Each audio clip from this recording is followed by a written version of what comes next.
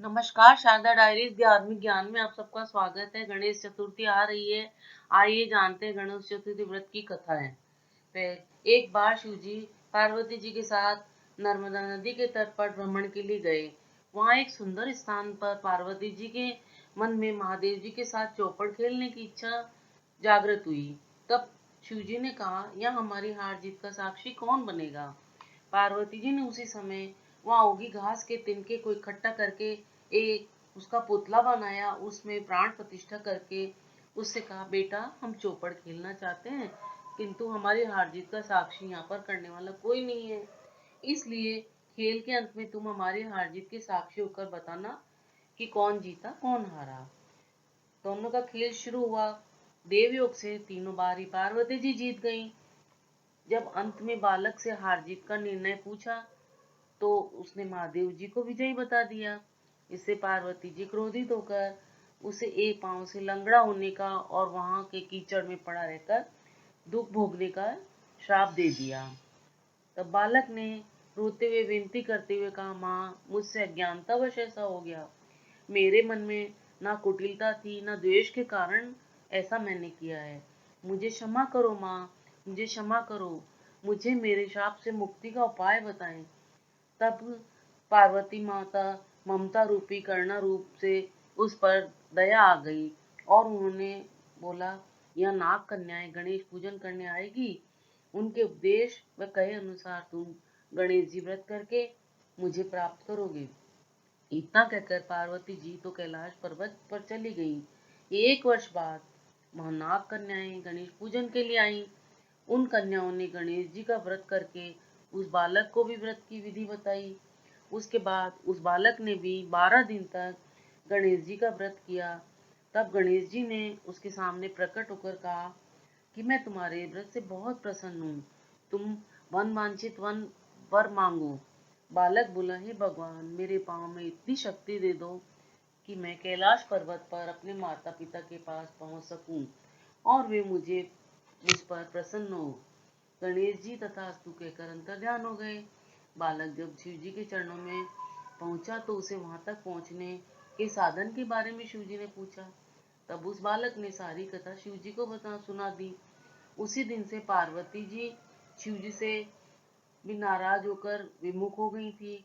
उसके बाद भगवान शंकर जी ने भी बालक की तरह 21 दिन तक गणेश जी का व्रत किया, जिसके प्रभाव से पार्वती जी के मन में स्वयं ही शिव जी से मिलने की इच्छा जागृत हो गई और वे शीघ्र ही कैलाश पर्वत पर शिव जी के पास आ पहुंची और शिव जी से पूछने लगी, हे भगवान, आपने ऐसा कौन सा उपाय किया जिसके फलस्वरूप मैं आपके पास भागी भागी आ गई?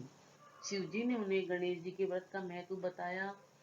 तब पार्वती जी ने अपने पुत्र कार्तिकेय से मिलने की इच्छा से 21 दिन तक 21-21 संख्या में दुर्वा पुष्प तथा लड्डुओं से गणेश जी की पूजा की।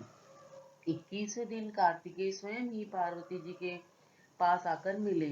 उन्होंने भी माँ पार्वती जी के मुख से इस व्रत की कथा का महत्व सुनकर व्रत किया। कार्तिकेय ने यही व्रत विश्वामित्र जी को भी बताया।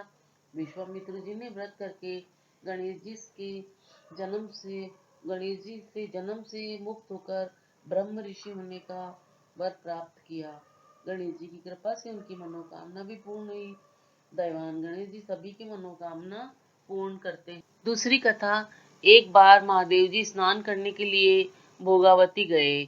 उनके जाने के पश्चात पार्वती जी ने अपने तन के मैल से एक पुतला बनाया और उसका नाम गणेश रखा। पार्वती जी ने उससे कहा, हे पुत्र, तुम एक मुग्दल लेकर यहाँ बैठ जाओ द्वार पर और मैं भीतर जाकर स्नान कर रही हूँ। जब जब तक मैं स्नान ना कर लूं तुम किसी को भी भीतर पुरुष को अंदर मत आने देना। भोगावती में स्नान करने के बाद जब भगवान शिव जी घर आए तो गणेश जी ने उन्हें द्वार पर रोक लिया। इससे गणेश जी ने उन्हें शिव जी ने अपना अपमान समझा और क्रोधित होकर उनका सिर धड़ से अलग करके भीतर चले गए। पार्वती जी उनसे नाराज होकर समझा कि भोजन में विलंब होने के कारण महादेव जी नाराज हैं, इसलिए उन्होंने तत्काल 2 थालियों में भोजन परोसकर शिव जी को बुला लिया। तब दूसरा थाल देखकर तनिक आश्चर्य होकर शिव जी ने पूछा, ये दूसरा थाल किसके लिए है? पार्वती जी पुरुष गणेश के लिए, जो बाहर द्वार पर पहरा दे रहे हैं। यह सुनकर शिव जी और अधिक आश्चर्यचकित हो गए। तुम्हारा पुत्र पहरा दे रहा है। हाँ नाथ, क्या आपने उसे देखा नहीं? देखा तो था, किंतु मैंने अपने रोके जाने पर उसे कोई उदंड बालक समझकर उसका सिर धड़ से अलग कर दिया। यह सुनकर पार्वती जी बहुत दुखी हुई और विलाप करने लगी। तब पार्वती जी को प्रसन्न करने के लिए भगवान शिव ने एक हाथी के बच्चे का सिर काटकर बालक के धड़ से जोड़ दिया। पार्वती जी इस प्रकार पुत्र को पाकर, गणेश को पाकर बहुत प्रसन्न हुई। उन्होंने पति तथा पुत्र को प्रीतिपूर्वक भोजन कराकर बाद में स्वयं भोजन किया। यह घटना भाद्रपद शुक्ल पक्ष की चतुर्थी को हुई थी, इसीलिए यह तिथि भी पुण्य पर्व के रूप में मनाई जाती है। अगर आपको ये मेरी जानकारी अच्छी लगी हो तो कृपया वीडियो को लाइक, शेयर, सब्सक्राइब करना ना भूलें। वीडियो देखने के लिए धन्यवाद।